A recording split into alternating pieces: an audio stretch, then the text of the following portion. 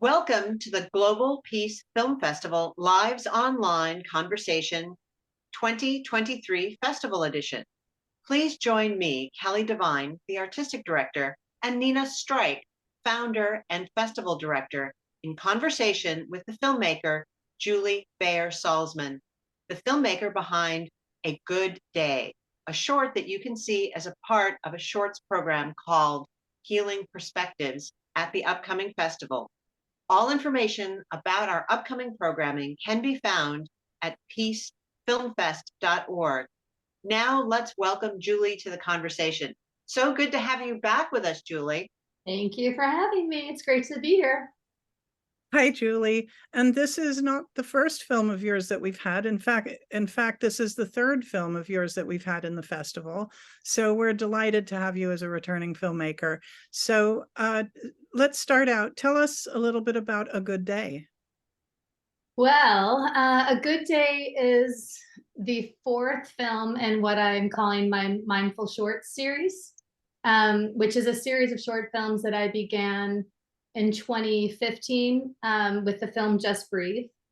And the film, the series was meant to kind of teach people, give people tools, mindfulness tools at different ages of life for different mental or emotional habitual states that arise at that time of life. So Just Breathe was the first, and that started off with little kids in elementary school who are dealing with anger and using breathing techniques to regulate. And then it went on to about a film for middle school kids who struggle with anxiety. And then it went on, and then after that, that film was called Release. And then the third film was Into Light, and that dealt with depression in high school. Now, the fourth film was supposed to be on trauma with young adults, and I started to film that, but my subjects had to back out because it was a little too intense for them. I was working with gun violence survivors who were going through an 8-week mindfulness-based stress reduction course through the University of California in San Diego. I will resume that when UCSD gets their next cohort of gun violence survivors together. But meanwhile, I moved ahead to what is in the series actually the fifth, but the fourth that was actually made, which is A Good Day, and it deals with addiction in midlife. And then the final film and the series will be the sixth film, that's the one I start to film in September on grief with the older folks. And that film will be like a mindfulness retreat for people who have lost a child. So this film, though, Good Day, like I said, deals with addiction, and the subjects, the characters in the film are primarily in their middle age, mid part of their life. And it's a film that is really like kind of a day in the life portrait of a addiction recovery center upstate New York, where they teach people mindfulness and self-awareness, and sort of treat addiction from the perspective of it's not a disease that is incurable. It is a habitual kind of state of mind that people get into often because of some kind of unresolved trauma and hurt, and when they get down to recognizing that, if they just kind of take a moment to sort of stop and check in with themselves before they go to the substance, that if they let that pass, they don't necessarily need the substance. But it sort of starts like they're really trying to teach people how to get a handle on their addiction, and treat them more like, human beings, and not patients. Like really see their humanity and their wholeness, and not, treat them like they're hopeless cases, right? Like it's this place in particular, it's called the Samadhi Recovery Center in Kingston, New York. I was so impressed at the way they handle the compassion with which they treat people off the streets. This is not like a fancy recovery center where people have to pay tens of thousands of dollars to, get sober. This is all nonprofit. It's all, free of charge. These are free services that they're offering people off the streets. They're working with a lot of homelessness. They're working with a lot of like really, really, gosh, just people who are really having a hard time, like an exceptionally hard time in all aspects of their lives. People who've lost their children, people who've lost their houses, their jobs, who really feel like they're in a very despairing place and a lonely place, right? So that's the other part of their philosophy, is that addiction is a sort of a symptom of like a disconnection and of loneliness and disconnection. And so they're doing amazing work to sort of build community and family and take this approach of like helping one another out versus like the doctor to patient. It's more of like the recovery help, the former recovery helps the new recovery. And they kind of build a chain or like a web of, it's like a safety web for all these people in this community who need help. So yeah, that's a long way of talking about the film, but yeah, it's 30 minutes, and I filmed it over the course of just a few days while I was in Kingston. Wanted to sort of just show a day in the life portrait of what goes on in this place. Who are the people who are going there? What is it that they're getting from the center, and how is it helping them? Well, Julie, one of the, listening to you describe the film, and for people who haven't had a chance to see the film, definitely seek it out at the festival and beyond. One of the things that I found so inspiring about their approach, and also so important about their approach, is that so much about helping someone in addiction often means overcoming our own fears about our own weaknesses, and sometimes that our own fear about our own potential vulnerability can lead us to reject the other person or to be judgmental towards the other person, and these are all very complicated reactions and emotions that affect the people around the addicted person every bit as much as the addicted person. And so I found this approach very healing just for the whole community. And I was wondering if you could talk a little bit about that. Yeah, well, it's yeah, I think that you're exactly right. A lot of times, even me as a filmmaker, I walked into that community initially and thought, uh-oh, I don't know if I belong here, right? Like there's that, I've, knock on wood, have never struggled with addiction. It's not in my wheel. It's just not a part of my experience. I've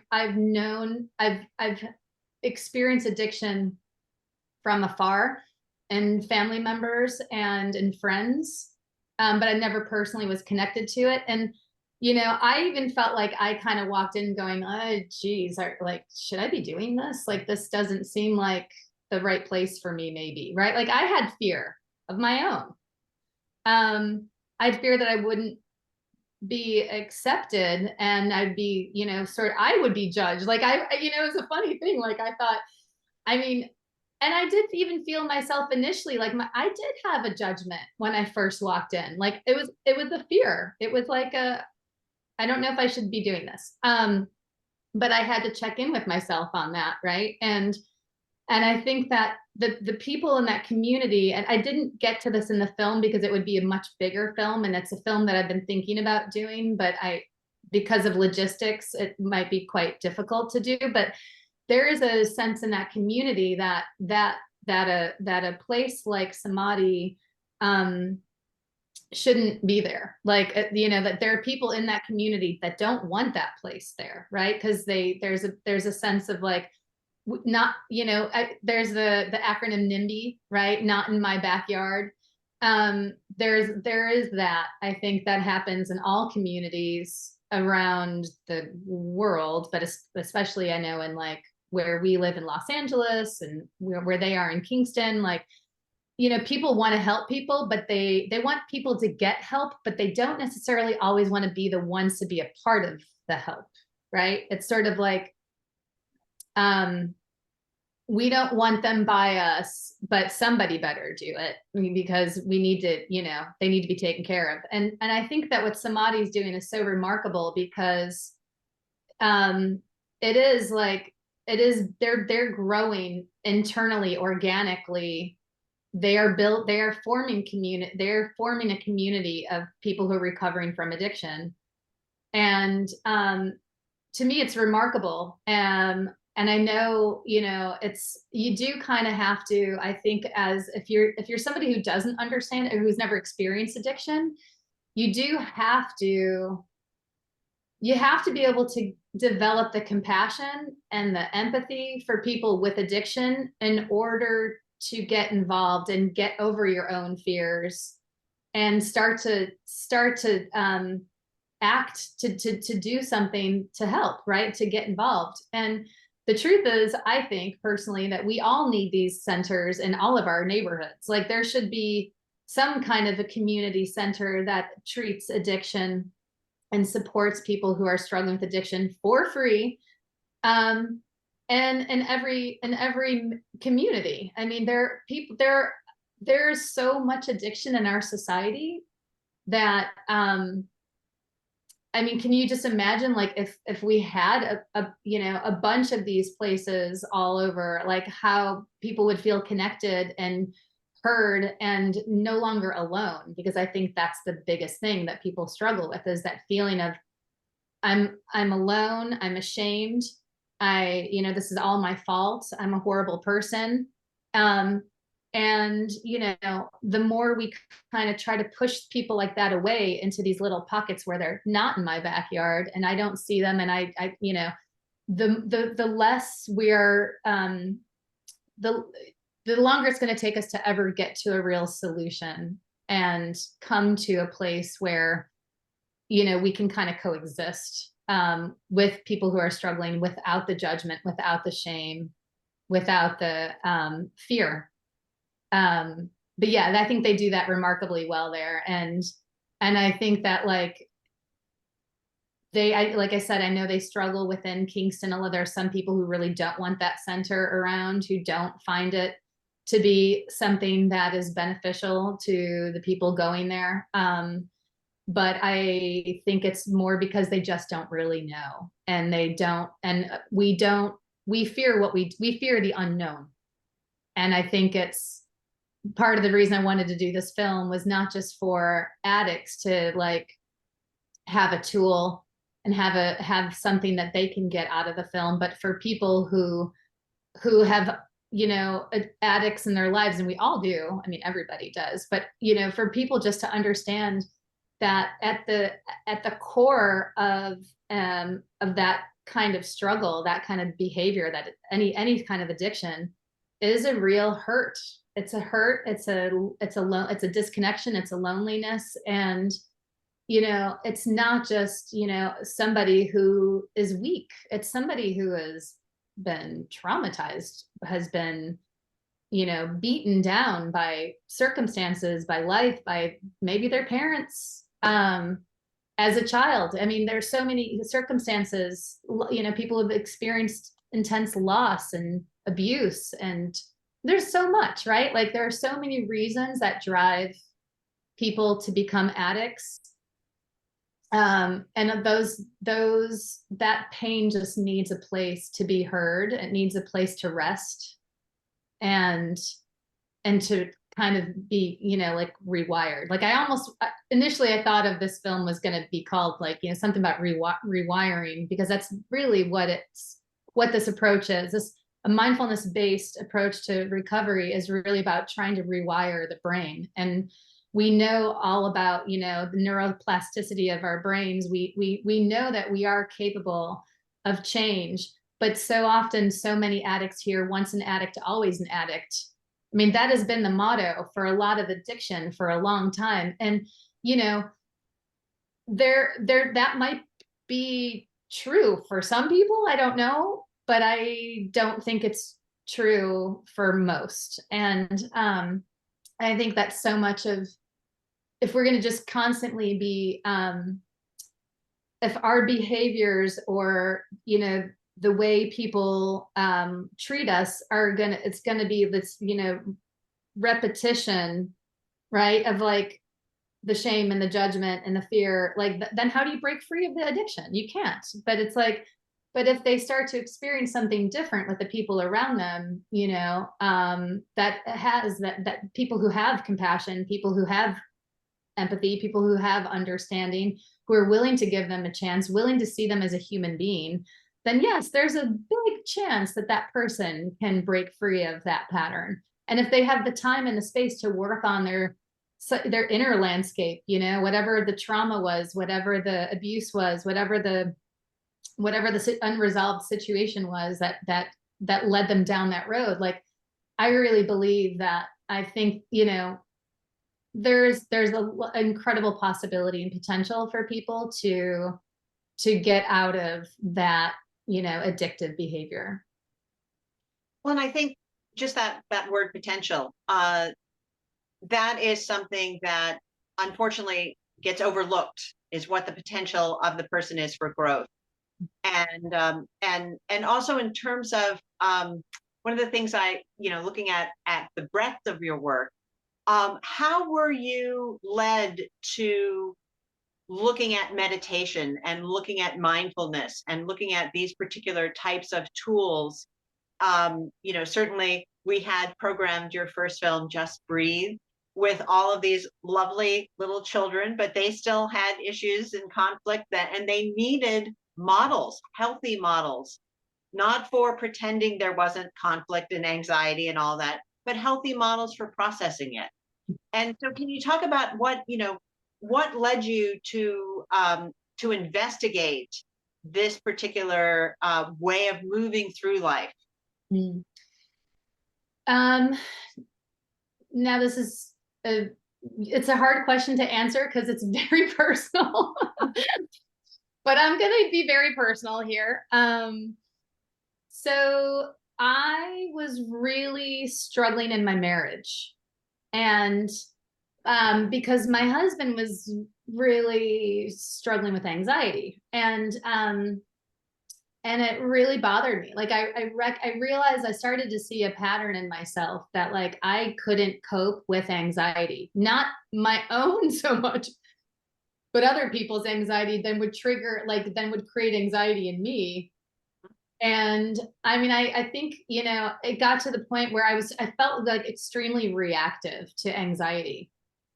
And I Googled one night, like, how to love someone with anxiety. And this book came up on Amazon that was like literally called How to Love Someone with Anxiety. And one of the things that they mentioned in there was having a mindfulness practice. And right at that time, my youngest, at the time, my only child was in kindergarten, or maybe first grade. I think he was just starting first grade. And he was learning mindfulness in his school. Like we had enrolled him in a very sort of progressive charter school that had all this social emotional learning as a really core part of their curriculum. It was really attractive to me at the time, because I had sort of dabbled with meditation for years. I first studied it in high school in a Buddhism class. And that was like my very first experience meditating. I was probably 16 years old. And then when I got into college, I remember like I did a couple of things. I remember taking like a walking meditation class. And then after college, I started getting into yoga. And then my yoga practice, you know, there'd be like some meditation at the end of yoga, but I never really took meditation, like sort of not seriously, but I just never invested the time in it like I was investing the time into running or yoga or, you know, doing other things. And when I was like, you know, close to calling my marriage quits and walking away, and I was like, and I got that book about how to love with somebody with anxiety, and I saw that it was sort of like, okay, ding, ding, ding, ding, ding. It kept coming up, right? Like my son's learning it at school. You know, this book is telling me this might save my marriage. And I went straight to the principal at my son's school and said, okay, what's this curriculum you're teaching? Where did it come from? I want to take a class.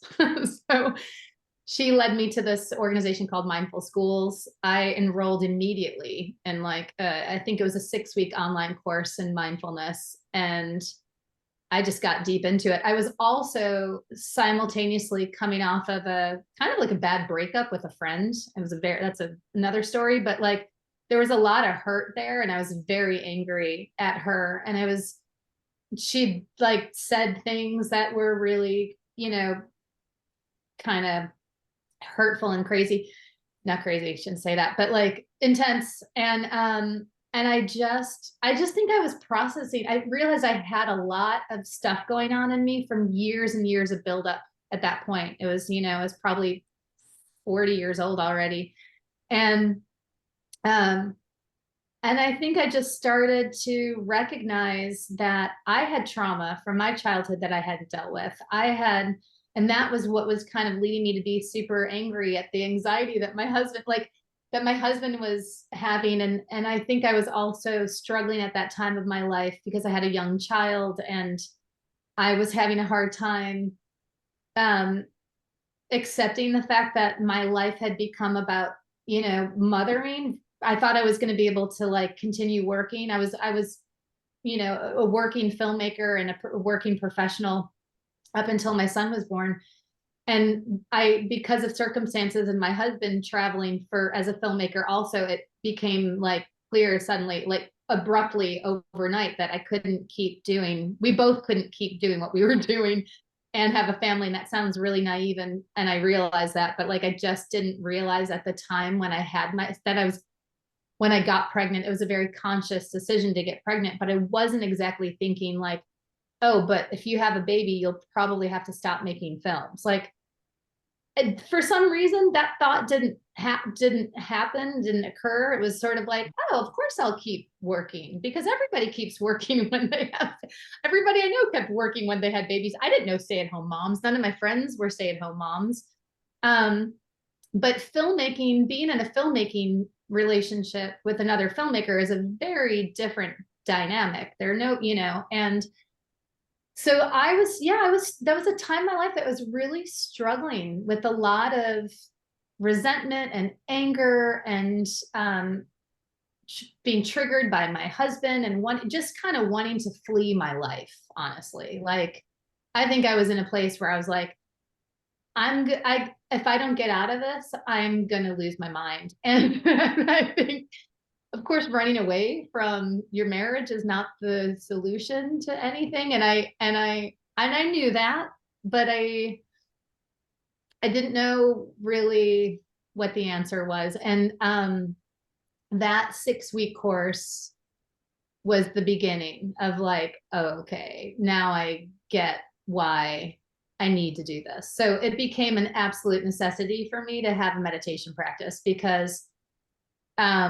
I really honestly feel like I probably would have gotten divorced, probably would have, you know, who knows what would have happened. Hey, listen, maybe that would have all been fine too. I don't know. But like, I'm glad I stayed. I'm glad I developed my practice. I'm glad that led to my husband meditating more.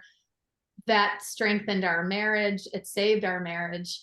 It probably saved my son from a whole lot of hurt and sadness as in his childhood that could have happened. Like, and that was the childhood that I had, right? Like, I had parents who feuded all the time and eventually divorced. And I kind of grew up in a war-filled house.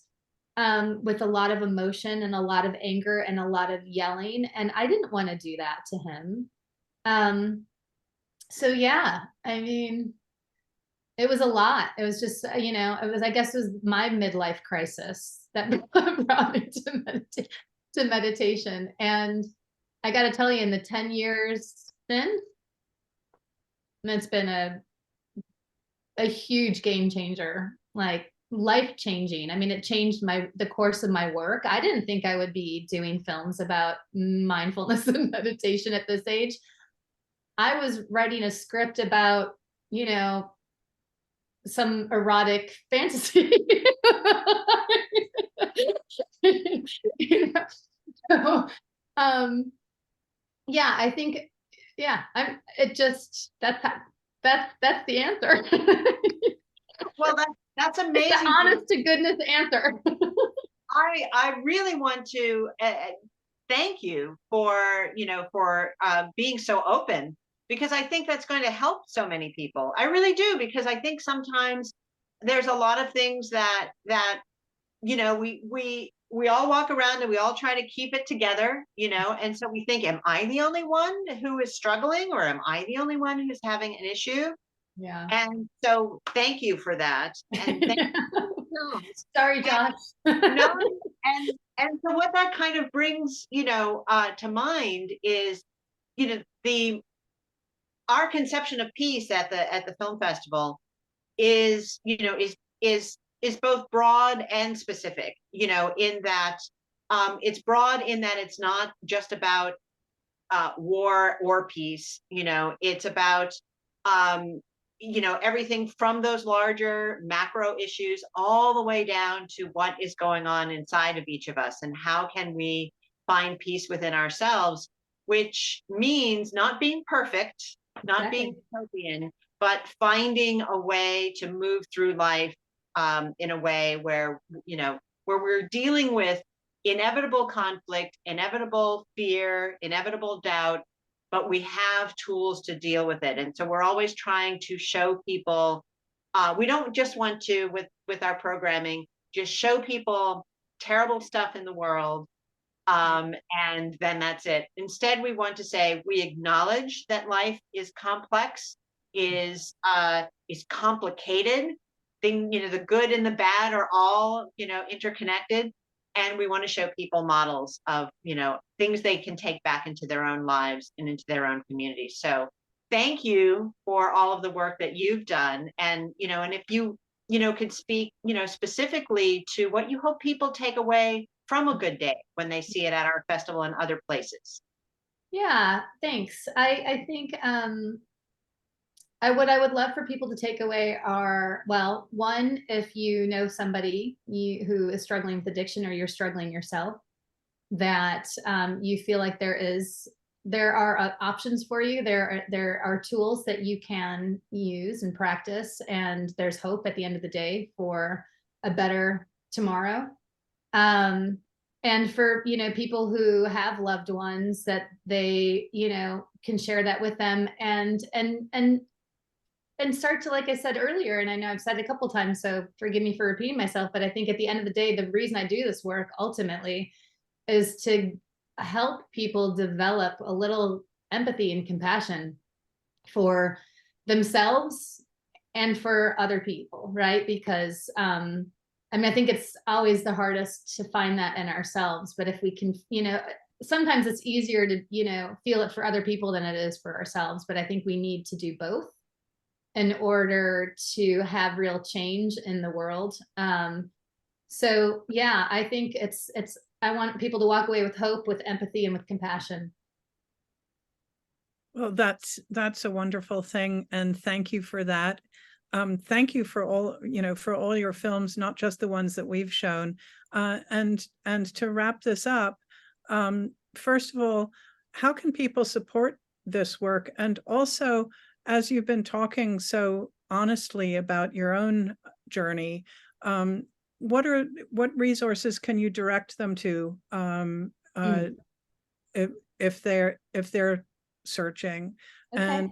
And you've already talked about what's next for you. We're going to show your website in a couple of minutes when you finished answering my question. Okay. So Yeah, well, I think as far as supporting the work goes, I mean, all of this work is done by donation.